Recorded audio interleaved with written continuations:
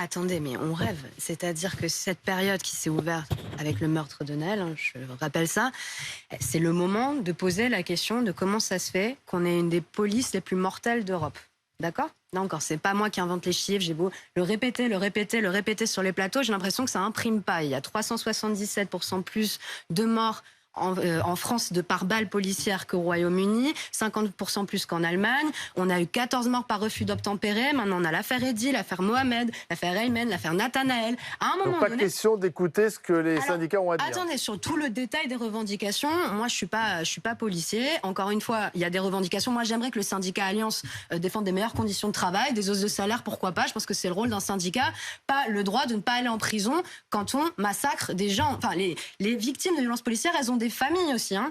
Je veux dire, Eddy, il a une famille. Eddy, il peut plus se regarder dans la glace. Tellement il supporte pas de se voir comme ça. Ça, c'est la réalité. Pourquoi? Et on penserait qu'à la famille des policiers. Bien sûr que c'est terrible de se retrouver en prison.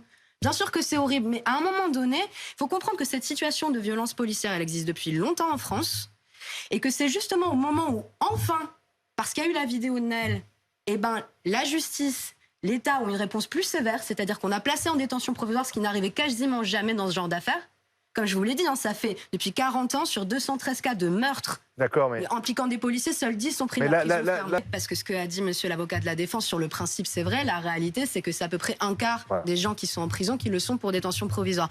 Nous, ce qu'on dit, c'est qu'il faut que la justice aille plus vite, qu'on mette des gens en prison, qu'ils attendent leur procès. C'est mauvais pour tout le monde, y compris pour les policiers. Mais quand il s'agit de protéger une enquête, on peut quand même se poser la question de l'utilité de la détention provisoire. Attendez, juste laissez-moi finir. C'est un dernier point. Si on en est dans cette situation-là, c'est justement parce qu'il y a une culture de l'impunité pendant trop longtemps. Et on ne veut plus qu'il y ait de nouveaux drames et on ne veut plus que le rapport police-population se dégrade comme il continue de se dégrader jour après jour. Pour ça, il faut remettre tout à plat.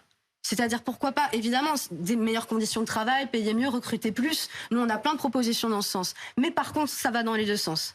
Il faut vraiment contrôler bien davantage la police, une IGPN indépendante, revenir sur la loi de 2017 sur les refus d'obtempérer et franchement revenir sur le LBD, oui, ça c'est sûr. Alexis.